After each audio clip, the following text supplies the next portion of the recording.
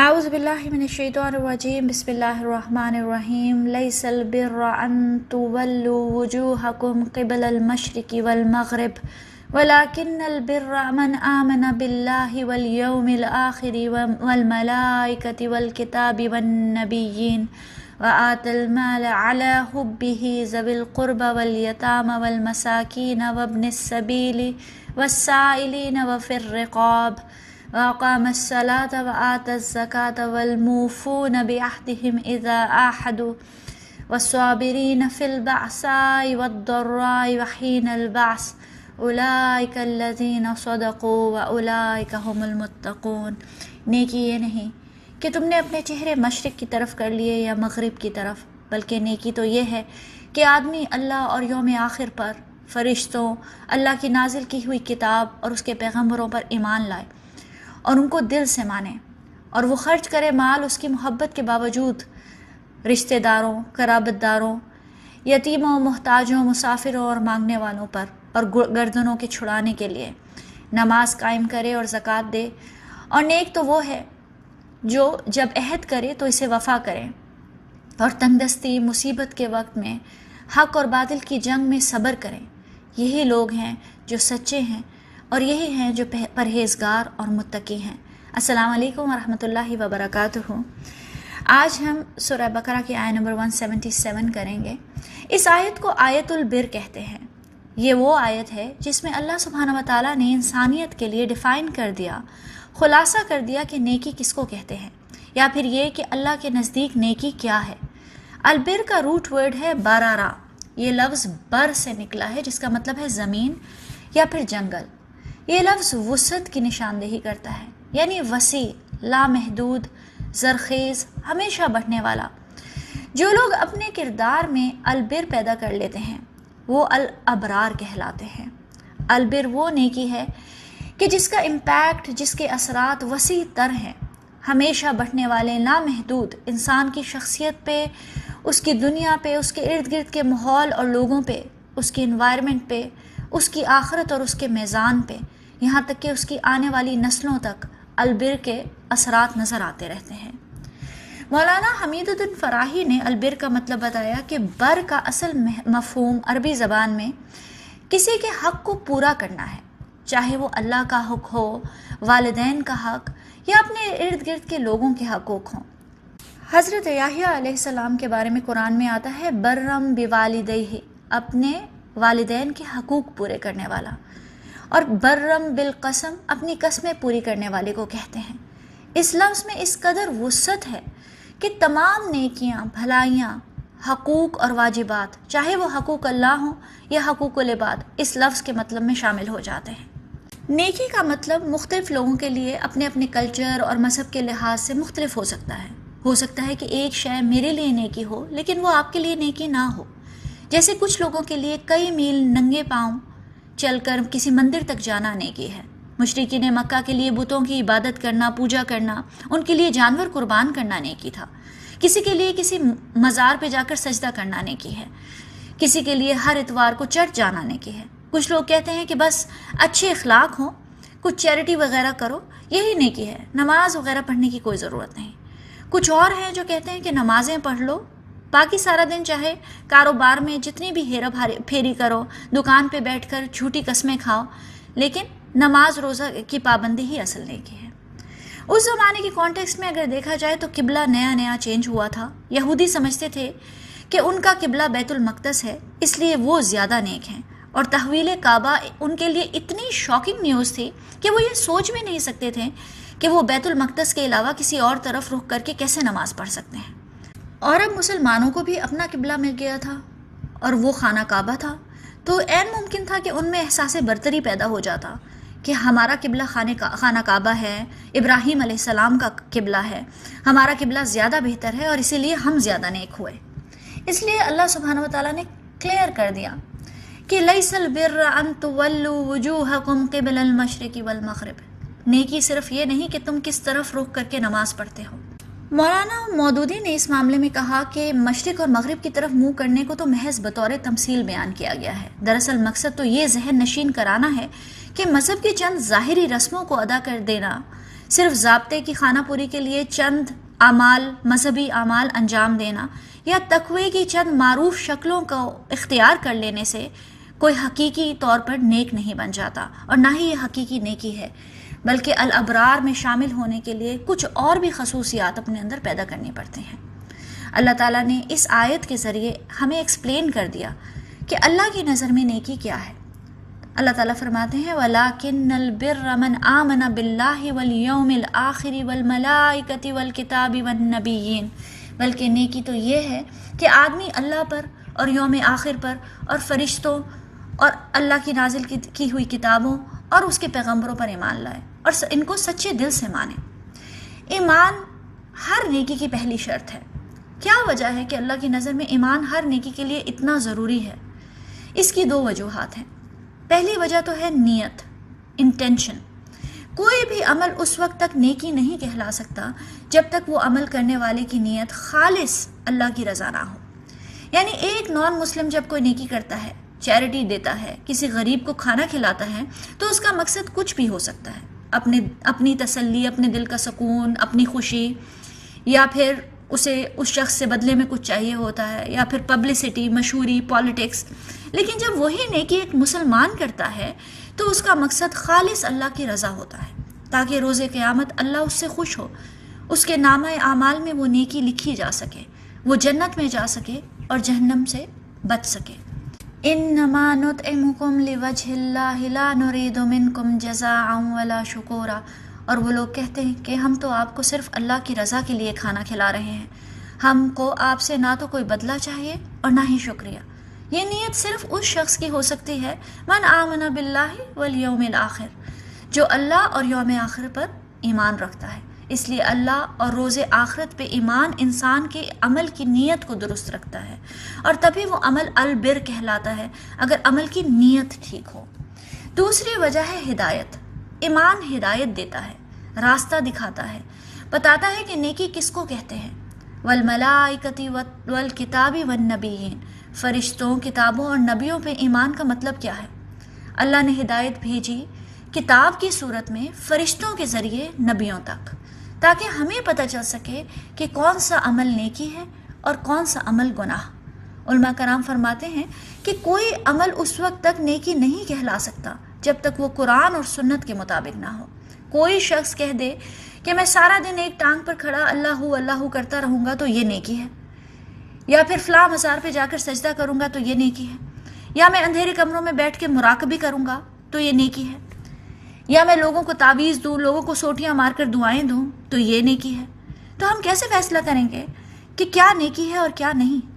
جب ہم ایمان لاتے ہیں کہ اللہ نے یہ کتاب ہدایت بنا کر بھیجی ہے اپنے فرشتوں کے ذریعے اپنے نبیوں تک، اور ہمارے نبی نے ہمیں اپنی سنت سے دکھایا کہ نیکی کیا ہے، تب ہمیں پتہ چلتا ہے کہ نیکی کس کو کہتے ہیں۔ نیکی صرف اور صرف وہی ہے جو ہمیں قرآن اور سنت نے سکھائی، اور قرآن اور سنت کو چھوڑ کر جو بھی عمل کیا جائے گا وہ صرف خسارہ ہے، ویسٹ آف ٹائم اور ویسٹ آف انرجی ہے۔ اس لیے ایمان ہر نیکی کی جڑ ہے۔ آپ دیکھیں پورے قرآن میں بار بار ایمان اور نیک عمل کا ذکر ایک ساتھ آتا ہے، والذین آمنوا وعملوا الصالحات، جو ایمان لائے اور جنہوں نے نیک اعمال کیے۔ اس کی یہی وجہ ہے کہ ایمان کے بغیر کوئی عمل نیکی نہیں کہلا سکتا، کیونکہ اس میں نہ تو نیت ٹھیک ہوگی اور نہ ہی صحیح ہدایت ہوگی۔ اور دوسری بات یہ کہ عمل کے بغیر ایمان کھوکھلا ہے، خالی برتن ہے۔ آپ دعوے تو کریں ایمان کے، اللہ سے محبت کے، لیکن عمل زیرو ہو، یعنی زبان سے کہتے رہو کہ ہم ایمان رکھتے ہیں، ہم مومن ہیں، لیکن جب عمل کا وقت آئے تو پیچھے ہٹ جاؤ۔ تو یہی تو منافقین کیا کرتے تھے۔ البر تو یہ ہے کہ ایمان لائے تو پھر اب عمل کی آزمائش دینی ہوگی۔ اسی لیے اللہ سبحانہ وتعالیٰ نے فرمایا وَآتَ الْمَالَ عَلَىٰ حُبِّهِ ذَوِي الْقُرْبَى وَالْيَتَامَى وَالْمَسَاكِينَ وَابْنَ السَّبِيلِ وَالسَّائِلِينَ وَفِي الرِّقَابِ، اور وہ خرچ کرتے ہیں مال اس کی محبت کے باوجود قرابت داروں، یتیموں، محتاجوں، مسافروں، مانگنے والوں اور گردنوں کے چھڑانے میں۔ اللہ سبحانہ وتعالیٰ نے انسان کو تخلیق کیا، اس لیے وہ جانتا ہے کہ مال کی محبت انسان کی بہت بڑی کمزوری ہے۔ وَإِنَّهُ لِحُبِّ الْخَيْرِ لَشَدِيدٌ، اور وہ مال و دولت کی محبت میں بری طرح سے مبتلا ہے۔ اسی لیے اللہ تعالیٰ نے بار بار انفاق فی سبیل اللہ کا حکم دیا، خرچ کرو، اللہ کی راہ میں صدقہ خیرات کرو۔ کون ہے جو اللہ کو قرض حسنہ دے؟ اللہ سبحانہ و تعالیٰ جو 2 جہانوں کا مالک ہے، ذوالجلال والاکرام، اسے آپ کے پیسے کی کیا ضرورت ہے؟ وہ الرزاق ہے، وہ چاہے تو اس زمین پہ کوئی کبھی بھوکا نہ سوئے، کوئی غریب نہ ہو، کوئی محتاج نہ ہو، لیکن اس نے ہمیں خرچ کرنے کو کہا تاکہ ہمیں ہمارے ایمان کے دعووں، ہمارے اللہ سے محبت کے دعووں کی سچائی ٹیسٹ ہو سکے اور اس کی حقیقت سب کے سامنے آ سکے۔ ہم اللہ کے لیے کیا قربان کر سکتے ہیں؟ یہ مال جو ہمیں اتنا پیارا ہے دے سکتے ہیں اللہ کے کہنے پہ؟ یا مال کی محبت اللہ کے حکم سے بھی بڑی ہے؟ الابرار میں شامل ہونے کے لیے مال کی شدید ترین محبت کو دل سے نکالنا ہوگا۔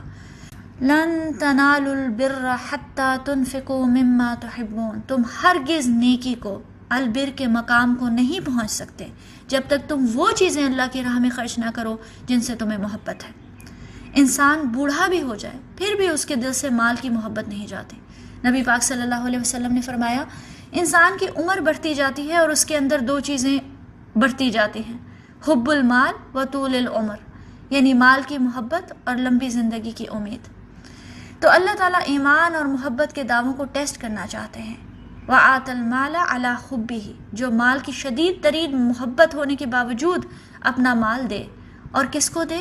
ذوی القربہ، سب سے پہلے قرابت داروں کو۔ اپنے کلوزسٹ ریلیشن شپس کو دیکھیں، اپنے رشتہ دار بھوکے مر رہے ہوں اور باہر چیریٹی دی جائے تو اس کا کوئی فائدہ نہیں۔ رشتہ داروں پہ خرچ کرنے کا دوہرا ثواب ہے، ایک صدقے کا ثواب اور دوسرا صلہ رحمی کا ثواب۔ پھر فرمایا والیتاما، یتیموں پر، والمساکین، مسکین کا لفظ سکانہ سے آیا ہے، یعنی رک جانا، ٹھہر جانا، ساکن ہو جانا۔ یہ شخص اپنے حالات، غربت اور مجبوری کی وجہ سے زندگی میں آگے بڑھ نہیں پاتا، اپنی سچویشن میں پھنس کے رہ گیا ہے۔ ہی اسٹک ان ہز سچویشن۔ ایسے شخص کو مسکین کہتے ہیں جو اپنے حالات اور مجبوری میں بری طرح سے پھنس چکا ہو، چاہے بیماری کی وجہ سے، معذوری کی وجہ سے یا اور کسی وجہ سے۔ پھر اللہ تعالیٰ نے فرمایا وابن السبیل، یعنی مسافر، ایسا شخص جو سفر کی حالت میں ہو، اس کے پیسے ختم ہو جائیں یا چوری ہو جائے تو اس کی ہیلپ کرنے کا بھی بہت حکم ہے۔ والسائلین، ایسے لوگ جو خود آپ سے مانگیں۔ اب اس میں فقیر مافیا جو آپ کو پاکستان میں ہر جگہ نظر آتا ہے وہ لوگ شامل نہیں ہیں، کیونکہ ان کا تو کاروبار ہی مانگنا ہے۔ اسلام میں بھیک مانگنا ناپسند کیا گیا ہے، اس لیے پروفیشنل فقیروں کو ڈسکریج کرنا چاہیے، کیونکہ ان کی وجہ سے اصل حقدار بھی مارے جاتے ہیں۔ لیکن السائلین میں وہ لوگ آئیں گے جو واقعی ہی مانگنے پہ مجبور ہو گئے ہیں، ان کے پاس ان کی سیلف اسٹیم ہے، مانگنا ان کا پروفیشن نہیں ہے، لیکن وہ اپنے حالات اور اپنی مجبوری کی وجہ سے مانگنے پر مجبور ہو گئے ہیں۔ پھر ہے وفر رقاب، رقاب کا مطلب ہے گردن، یعنی کسی کی گردن چھڑوانا۔ پرانے زمانے میں اس کا مطلب تھا غلام آزاد کروانا، اب اس کا مطلب یہ بھی ہے کہ اگر کسی کی گردن قرض میں پھنس گئی ہے تو اس کو اس کا قرض ادا کر دینا، یا پھر کسی مظلوم قیدی کو جیل سے چھڑوانا۔ پھر اللہ سبحانہ تعالیٰ نے فرمایا وَأَقَامَ الصَّلَاةَ، اور نماز قائم کرو۔ اللہ تعالیٰ نے اس آیت میں حقوق العباد کو نماز سے بھی پہلے رکھا، یعنی نمازیں تو پوری ہیں لیکن اپنے ارد گرد کے لوگوں کی تکلیف، پریشانی، غربت، مجبوری آپ کو نظر ہی نہیں آتی، تو اللہ کی نظر میں یہ البر نہیں ہے۔ اور دوسری طرح کے لوگ وہ ہیں کہ بہت صدقہ خیرات کرتے ہیں لیکن نماز کو ضروری ہی نہیں سمجھتے، تو یہ بھی البر نہیں ہے۔ البر کے مقام تک پہنچنے کے لیے نماز بہت اہمیت کی حامل ہے۔ صلاح کا مطلب ہے رابطہ، تعلق، یعنی اپنا تعلق اللہ سے جوڑ کے رکھو، اور اللہ سے تعلق جوڑتی ہے نماز۔ آپ 5 وقت کے نمازی ہوں لیکن اللہ سے تعلق نہ جڑے تو اس کا مطلب نماز کا ظاہر تو ہے لیکن باطن مسنگ ہے۔ یہ آیت شروع ہی یہاں سے ہوئی، لیس البر ان تولوا وجوہکم قبل المشرق والمغرب، یعنی ظاہری طور پہ قبلہ رخ بھی ہو جاؤ، باوضو بھی ہو، ارکان بھی پورے ہیں، تو مفتی صاحب تو یہی کہیں گے کہ آپ کی نماز ہو گئی۔ اکثر مسلمان عبادات کے ظاہر میں پھنس کر رہ جاتے ہیں، ہاتھ باندھنے ہیں یا چھوڑنے ہیں، رفع یدین کرنی ہے یا نہیں، رکوع میں کتنا جھکنا ہے، تشہد میں انگلی ہلانی ہے یا نہیں، یہ سب بھی امپورٹنٹ ہے اور ان کو سنت کے مطابق کرنا ضروری ہے، لیکن بس اسی کو نماز سمجھ لینا غلط ہے۔ کیا صرف چند جسمانی حرکات سے اقام الصلاۃ کا حق ادا ہو جاتا ہے؟ کیا آپ کی نماز نے آپ کو اللہ کے ساتھ جوڑا، آپ کا تعلق قائم ہوا، رابطہ بنا آپ کا اللہ سے؟ نماز صرف جسمانی ورزش کا نام نہیں، مغرب یا مشرق کی طرف منہ موڑنا نہیں، بلکہ اپنے نفس کو اللہ کی بندگی میں جھکا دینے کا نام ہے، اپنی مرضی کو اللہ کی مرضی پہ قربان کر دینے کا نام ہے، نفس کو سبمٹ کرنے کا نام ہے۔ ہم نمازیں بھی پڑھتے رہیں اور نمازوں کے درمیان گناہ بھی جاری رہیں۔ ان الصلاۃ تنہی عن الفحشاء والمنکر، یقیناً نماز بے حیائی اور برے کاموں سے روکتی ہے۔ اگر تو ہماری نماز نے یہ اچیو کر لیا تو اس کا مطلب ہمارا اللہ سے رابطہ قائم ہو گیا، اگر نہیں تو چاہے ہم ساری عمر نمازیں پڑھتے رہیں، اقام الصلاۃ کا حق ادا نہیں ہوتا۔ پھر اللہ سبحانہ تعالیٰ نے فرمایا وآت الزکاۃ، اور زکوٰۃ ادا کرو۔ یہ وہ منیمم اماؤنٹ ہے جو ہر صاحب نصاب مسلمان نے دینی ہی دینی ہے۔ اس سے پہلے جو کچھ خرچ کرنے کو کہا تھا وہ صدقات تھے، ایکسٹرا تھا۔ یعنی البر صرف یہ نہیں کہ 2.5% دے دیا اور کافی ہو گیا، بلکہ مسلسل دیتے رہو، پورا سال دیتے رہو، اپنے ارد گرد کے لوگوں کے حالات اور مجبوریوں پہ نظر رکھو۔ اللہ سبحانہ و تعالیٰ نے ہمیں ہر فرض کے ساتھ چند نوافل عبادات بھی دی ہیں۔ فرض نماز ہے تو اس کے ساتھ سنتیں اور نوافل بھی ہیں۔ رمضان کے روزے فرض ہیں تو اس کے ساتھ پورا سال نفل روزے رکھنے کی بھی تلقین ہے، جیسے ایام البید کے روزے، پیر جمعرات کے روزے۔ پھر زکوٰۃ فرض ہے تو اس کے ساتھ پورا سال صدقات دینے کا حکم ہے۔ حج صاحب استطاعت پہ فرض ہے تو ساتھ عمرہ نفل ہے۔ اس کی حکمت ہمیں حدیث سے سمجھ آتی ہے۔ تمیم الداری رضی اللہ عنہ کہتے ہیں کہ نبی اکرم صلی اللہ علیہ وسلم نے فرمایا، قیامت کے دن بندے سے جس چیز کا سب سے پہلے حساب لیا جائے گا وہ نماز ہوگی۔ اگر اس کی فرض نماز میں کچھ کمی ہوئی تو اللہ تعالیٰ اپنے فرشتوں سے کہے گا، دیکھو کیا میرے بندے کے پاس نفل نمازیں ہیں، تو ان سے فرض کی کمی کو پورا کر دو۔ پھر باقی تمام اعمال کا بھی اسی طرح حساب ہوگا، یعنی جو فرائض میں کمی ہوگی وہ نوافل سے پوری کی جائے گی۔ اس لیے ہمیں صرف فرائض پہ اکتفا نہیں کرنا چاہیے، بلکہ زیادہ سے زیادہ نوافل جمع کرنے چاہیے کہ شاید اس دن اللہ تعالیٰ اپنی رحمت سے فرائض کی کمی کو نوافل سے پورا کر دیں۔ زکوٰۃ کا لفظی مطلب ہے پاکی یا پاکیزگی۔ علماء کرام کا کہنا ہے کہ زکوٰۃ مال کو پاک کرتی ہے۔ ہمارے ہاں ایک غلط فہمی یہ سمجھی جاتی ہے کہ شاید زکوٰۃ حرام مال کو بھی پاک کر دیتی ہے اور اسے حلال بنا دیتی ہے۔ ایسا نہیں ہے۔ زکوٰۃ دینے کے لیے بیسک شرط یہ ہے کہ انسان کی کمائی حلال ہو۔ حرام کی کمائی پہ زکوٰۃ دینا نہ تو جائز ہے، نہ ہی اس سے مال پاک ہونے کی کوئی بھی امید کی جا سکتی ہے۔ اگر چوری، ڈکیتی، اسمگلنگ، سود، غبن کا مال ہو تو اس کو زکوٰۃ کیسے پاک کرے گے؟ حضور پاک صلی اللہ علیہ وسلم نے فرمایا، جس نے حرام مال جمع کیا اور پھر اس میں سے زکوٰۃ یا صدقہ دیا تو اسے کبھی اس کا اجر نہیں ملے گا۔ پھر ایک اور حدیث ہے کہ اللہ پاک ہے اور پاک ہی کو قبول کرتا ہے۔ زکوٰۃ صرف مال کو ہی نہیں بلکہ انسان کے نفس کو بھی پاک کرتی ہے۔ ہر عبادت کا ایک ظاہر ہے اور ایک باطن۔ ہر عبادت کے پیچھے ایک مقصد ہے اور وہ ہے تربیت النفس۔ ہر عبادت انسان کسی نہ کسی طریقے سے انسان کے نفس کی تربیت کرتی ہے، نفس کو ڈسپلن اور ٹیم کرتی ہے۔ قد افلح من زکاہا، یقیناً کامیاب ہو گیا جس نے اس نفس کو پاک کر لیا۔ اللہ تعالیٰ نے مال کا 2.5% دینا فرض کر دیا تاکہ انسان اپنے نفس کو مال کی بے جا محبت سے پاک کر سکے، انسان کے اندر کا لالچ، بخل، خود غرضی ختم ہو سکے۔ ایک دفعہ نفس کی ان برائیوں سے پاک ہو جائے تو پھر صدقات دینا بھی آسان ہو جاتا ہے۔